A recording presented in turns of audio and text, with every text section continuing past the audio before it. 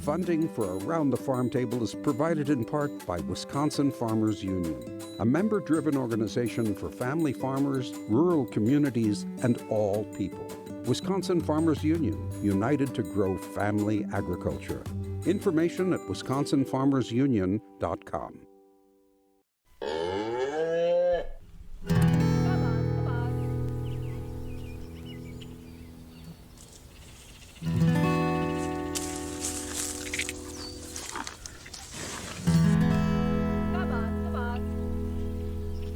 Welcome to the farm.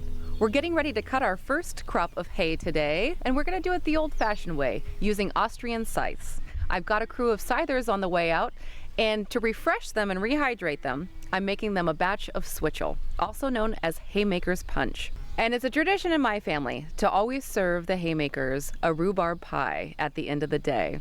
For these ingredients, we'll be going to Honey Hill Apiary in Maiden Rock for buckwheat honey, and then off to Durand to Wheatfield Hill Organics.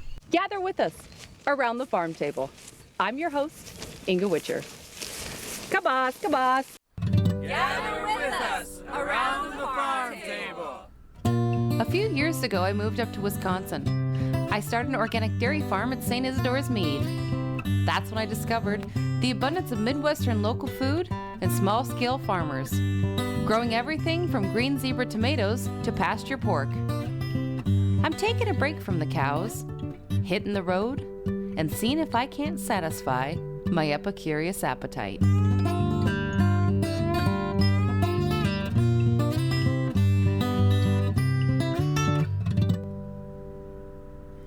Here at the farm, we do intensive grazing.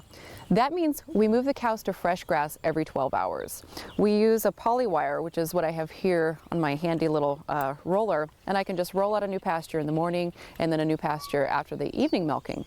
What I like about grazing is that you're getting this really amazing feed. It's high in protein. The cows are going out there, they're doing it themselves. So, and this year, great year for grazing, horrible year for planting crops, but while everyone else around me was planting their corn, I was already harvesting the second crop of feed off of my pasture using cows. So they go out, they harvest their own feed, they spread their own manure. It's really healthy for them. They're out in the sunshine, they're getting all those good, vitamin D, they're getting all the omega-3s out of the grass. It's just a really healthy thing.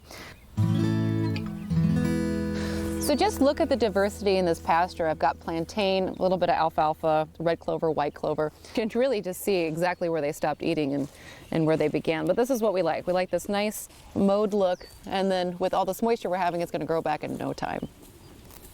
I also find that I don't have to have the hoof trimmer out as much because the cows are naturally trimming up their hooves as they go. So it's a really cost-effective way for me to farm. It's not costing me a lot of money to be putting these cows out here during the day as opposed to having to bring them feed up on a concrete slab somewhere and having to run equipment. I'm terrible at fixing equipment, so this is always a nice way for me to do things as well. Before we get going, I need to check in with the scythers and make sure that they have everything they need, and then I can take off.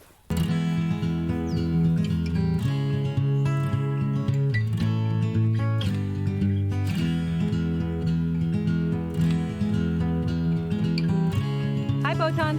There you go. You guys are getting a lot mowed today. Yeah. It's great. People are really getting it. This is kind of ideal for someone with a smaller scale farm or an orchard to be able to go around those fruit trees, or we use it here a lot to mow our fence lines so that our fences aren't getting shorted out or anything like that. You use scything a lot at your own farm. Do you use it to cut hay for your flock of, you have geese? Yeah, hay for the ducks and geese, but mostly I mow bedding for the ducks and geese. Makes a really nice thick bedding so they're off the cold ground. Mm-hmm. How did you come about learning to scythe? Spent about 6 years learning the hard way. Yeah. Then I went to a symposium and learned how to do it the right way. And then I started teaching it to save people that long learning curve. Yeah. And there seems to be a demand for learning. People want to learn how to scythe. It takes a lot of know-how to use it. I remember from taking a scything workshop from you years ago about drying hay down, and you had a metaphor about hay and tea. Yeah, really good hay smells like fresh herbal tea, and perfect hay it would smell like that.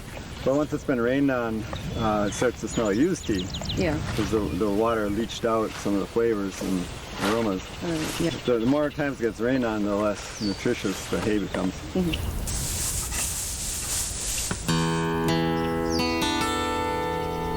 Listen, I'll let you get back to it. I'm going to bring some switchel out in a little while because Oh, good. hopefully this will start shining and you guys will work up a sweat and you'll be ready for it. That'll taste great. Okay, we'll see you Right. soon.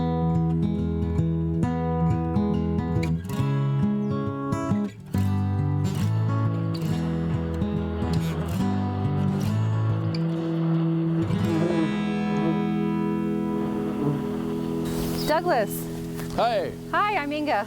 Oh, glad to meet you. Nice to meet you too. They said you were outstanding in your field, but I didn't know they meant it quite so literally. What a beautiful way to spend your time. It is. It's just enjoyable out here. It's so pretty, and it's fun watching the bees and listening to them buzz. And Did you plant the buckwheat specifically for the bees? well, it's a partnership with the bees. I planted it so I could get some buckwheat honey, and the bees love buckwheat. You know, it's a lot of flowers, so they can make a lot of honey off it. Because whatever the bees are, whatever they're pollinating, they kind of collect those flavors. Is that how it works? Yep. You know, clover's the honey that most people are used to. It's a real mild flavor, real light color. Where the buckwheat is a darker color and it's a stronger, fuller flavor. But people that try it, most of them just love it. What else do they eat? What's their kind of life cycle of eating throughout the season? So the dandelions gives them a good boost in the spring. It's a real bitter honey, so it's nothing we'd want to extract. All the land changes, farming practice is changing. It's getting so there's less and less food for the bees. No one's pasturing. Nobody's pasturing. Used to be able to count on pastures. There'd be good sweet clover out there, or the white Dutch clover, the catnip, milkweed, which are all good honey plants, but there's not the food for them. So that's another reason why I started with the buckwheat field. Being proactive. Yeah, the recipe I'm using the buckwheat honey for today is a switchel, and it calls for molasses, but I thought a buckwheat honey would be a nice alternative because it has almost that molasses look and flavor and feel. Well, I'd have to agree with you because me being a honey producer, I'm kind of opposed to molasses, so if you can change it out at any time, I'm always happy. Here's the veils and suit. Okay, awesome. This is really fun. Yeah. We're gonna look down in the brood box. Wow. We'll just smoke them a little. You can see a lot more bees here. So just Boy, it's intimidating. listen when this you hear honey that sound. super off. Wow. When these are full, they'll weigh like 60 pounds. And you're not going to squish any bees from putting them No. on? Honey from your area is good if you have allergies. There's in the honey you buy in the store from your local beekeeper, there's traces of pollen in there, and that pollen in the honey helps you build an immunity to the pollen you're allergic to. The other day I had a cow come in and she had a huge patch of skin ripped off her back foot. I was looking for poultice to put on it. I had a friend come over and bring me some honey from his apiary and no infection ever happened. It healed. That honey kills bacteria just from the high sugar level in the How honey. many times a year will you collect the honey? We just collect once. You know, we'll start maybe around the 20th of August, and we collect it just in the fall. We have some basswood and some clover, so it's not enough to separate. Well, I'm hoping to take some buckwheat honey home with me today. Is there, where should I pick it up at? Okay, Kim's up at the house. We have some up there you can get from her. Okay. Well, Douglas, thank you so much for spending time with me today. Oh, this is interesting. Yeah, I'll take the suit back up with me. Okay. Okay.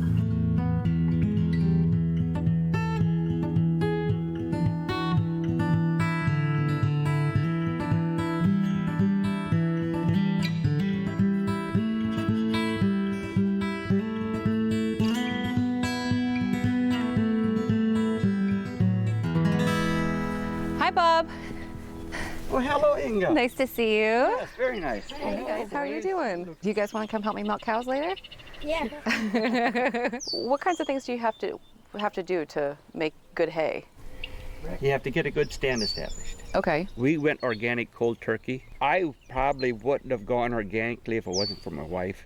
In the 70s, once she encouraged me to plant 4 rows up on the field or 8 rows of corn without spraying it. Well, I put it so where nobody else could see it. And of course, I didn't have the knowledge or anything to farm it. It got about 6 inches tall, and that's all the taller it got that year. For the soil, the micronutrients are your big part of your soil. Your 3 major nutrients are very, very easy to apply and put on and overlook the micronutrients in that. So I've got some folks out at my farm today and they're cutting hay using a scythe. But I still need to bring in hay because I feed about 95 tons of hay, I figure, for my cows. which would be a lot to put up with a sigh. Very much. So it's a good thing that there's modern equipment nowadays for farmers. Well, I'm looking for Helen and Chris. Is Helen around or? Well, she's up at Paul's farm right there, up by the barn. Okay. All right. Can Boys, would you like to take Inga and show her where Grandma is? Yeah. you? Okay.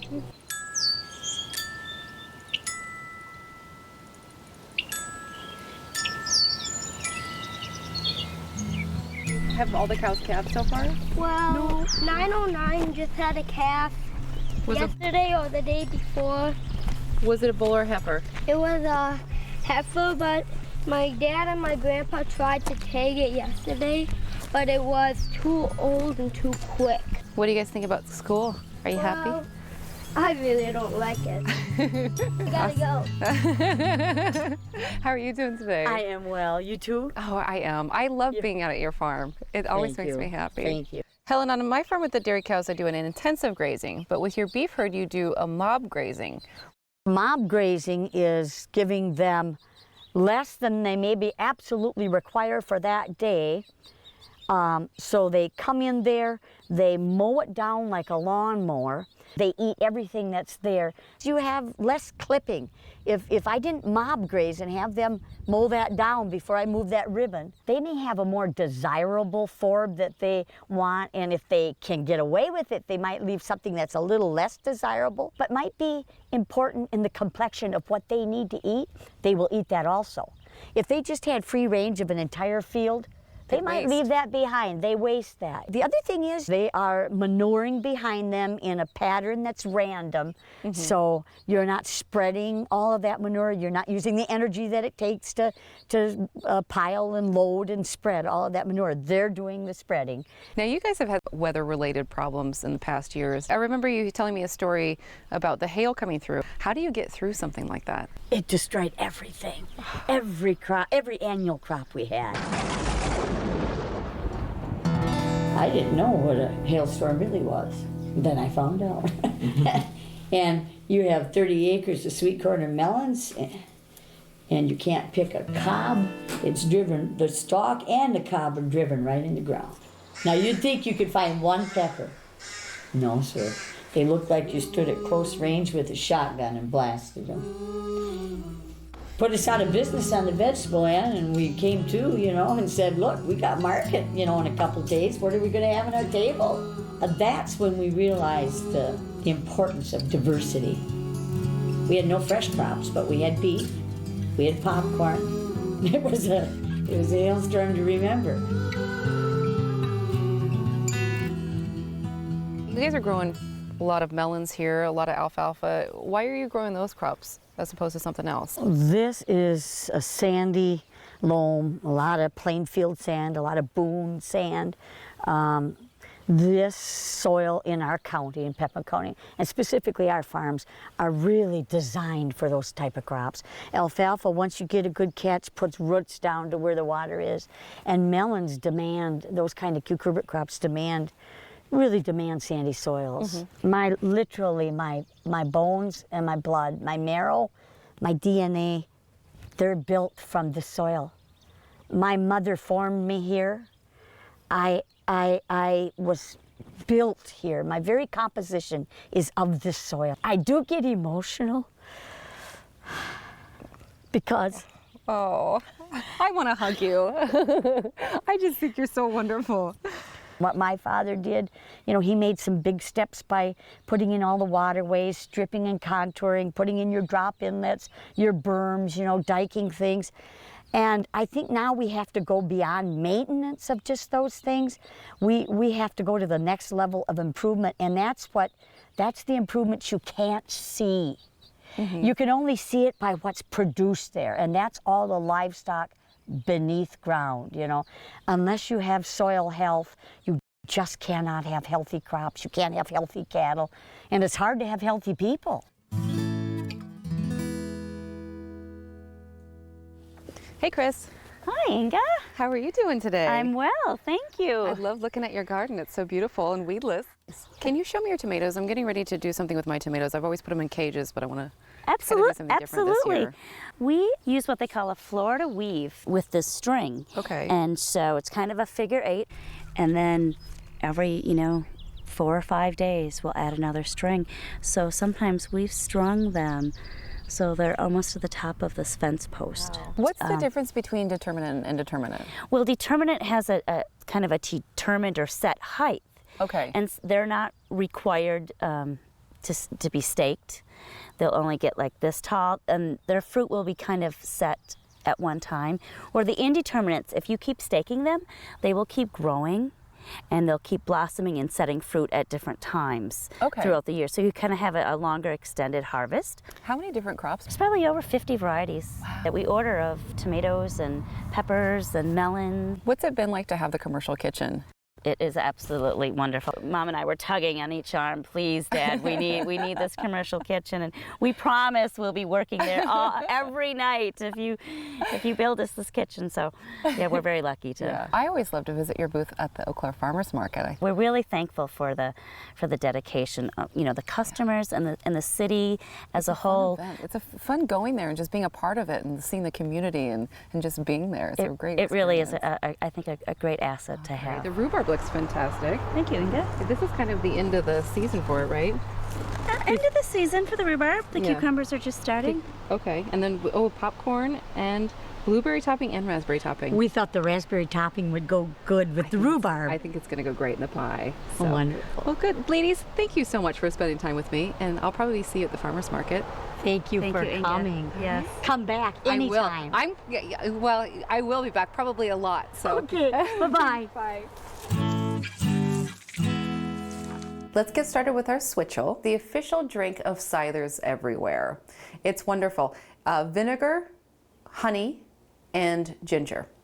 And the vinegar and the honey and the ginger, they all have potassium, which is an electrolyte, so it helps restore you after you've been out there sweating, making hay all day long.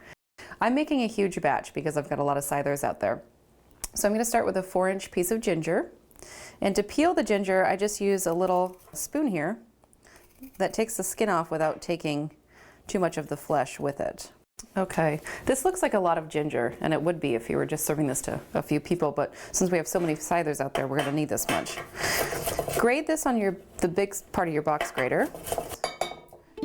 Okay, the next ingredient is honey, and we're using a buckwheat honey because it has a similar taste to molasses, which is also used in switchel. But I thought since we're here and we have so many wonderful beekeepers in the state, we should probably substitute with honey. It's important to find a beekeeper in your area because those bees are harvesting the pollen in your area. So if you're eating that honey, it might also help you lessen the allergies. So 2 cups of honey. So now that I've got the honey and the ginger incorporated, I'm just going to add 2 cups of apple cider vinegar. And now just add 2 gallons of water and that's it. All the farm workers used to like drinking switchel during the temperance movement because the vinegar had the same kind of bite as alcohol. So they couldn't drink alcohol, so they liked the switchel. And now when you're ready to take it out to all your haymakers or your party guests or whoever you're going to serve it to, you want to do it ice cold. Since I have some strawberries that I had in the garden, I'm gonna just put a few in here just to make it pretty and fun and let everybody know that I'm thankful for all their hard work out there. That's really good. All right, let me get some more. We'll take it out to the haymakers.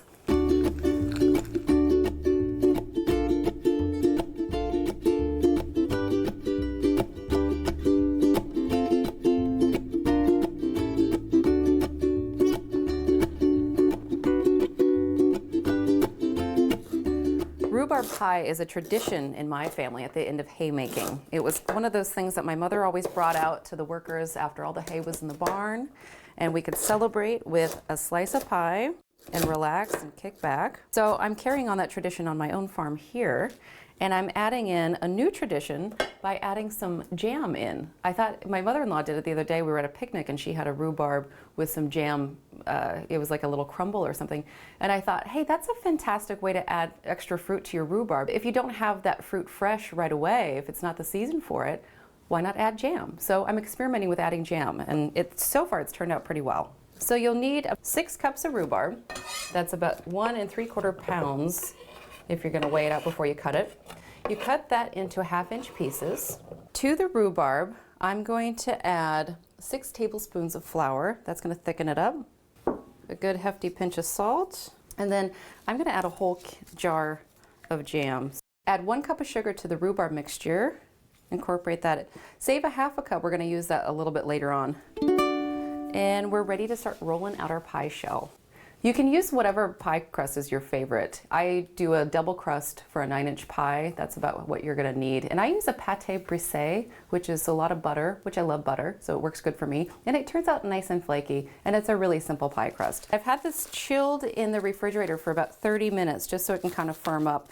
You're gonna roll your pie dough out to be about 1/8 of an inch thick. That's where you get the flakiness. And I roll my pie dough out in between some wax paper. It just kind of helps me work with the dough a little bit better, hold it together. Okay, and I'm just gonna leave that overhang. Cover it back up with the wax paper, and I'm gonna put this back in the fridge while I roll out the top dough. There's something about rolling out pie dough in the middle of summer and you see the flowers outside and everything's starting to bloom. It just feels like it's exactly what you're supposed to be doing in the summer times on your farms when your berries are ripening. We're gonna make our lattice top for the pie. There we go. Here we go. And then back on the pan this goes. So here's a little trick that I learned recently. Put a little bit of sugar, maybe a half a cup or so. We have 1.5 cups of sugar, so yeah, try for about a half a cup on the bottom of your pie crust. When that cooks, it's gonna caramelize. It's gonna keep the dough nice and flaky without getting soggy. You know how pie dough gets soggy. So we'll bring our beautiful rhubarb mixture back. To my rhubarb mixture, I'm gonna zest an orange. And the orange is just gonna add a nice little bit of flavor. A little fresh zest is always good. I always think of rhubarb as this humble pie plant that's found in every Midwestern backyard. But really it originated in China and it was used for the root. The root was kind of a cure-all. It was a digestive. It was the Pepto-Bismol of the day, and it was prized. It was one of the most important things that came over on the Silk Road, and China basically had a monopoly on it. It was a very important plant. And it wasn't until plantations started producing sugar that we started using the stalks, because no one could really eat it. It was so sour, but as soon as we had sugar, then we started realizing the stalks were wonderful for pie, and that's how it became known as the pie plant. Now this is the fun part. One of our long pieces, right down the middle. Our other long piece, we're just making an X over, under. Great. Ooh, looks good, okay. And then we're just gonna cut around the base here. After you get crimped, you just do a little egg wash. I just have 1 egg here that I just beat up a little bit, like the egg yolk part on the shell, the beautiful lattice. So here's the most important thing you need to know about making a pie. I've made the mistake once of putting the pie in the oven without anything underneath, and then it took me the next day to clean out the oven. So from now on, it only takes one time to learn that for me. I put my pie on a cookie sheet with a piece of parchment underneath. That way it's easy cleanup. I have the oven preheated to 450 right now. I'm gonna turn it down to 375 when I put the pie in. I'll cook that pie for an hour or an hour and a half. Take it out, let it cool for a little bit, and then serve it to my farming friends.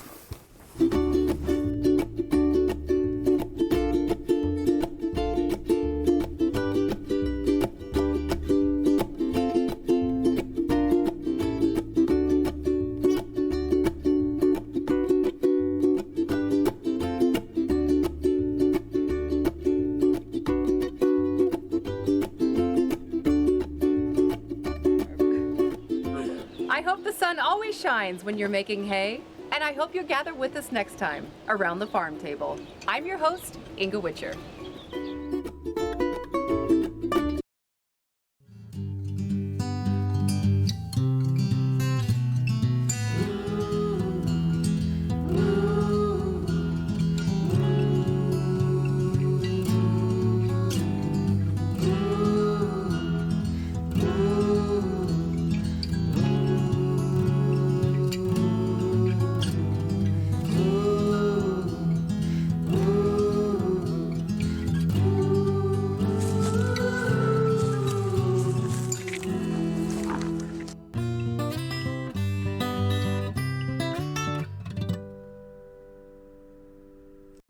Funding for Around the Farm Table is provided in part by Wisconsin Farmers Union, a member-driven organization for family farmers, rural communities, and all people. Wisconsin Farmers Union, united to grow family agriculture. Information at wisconsinfarmersunion.com.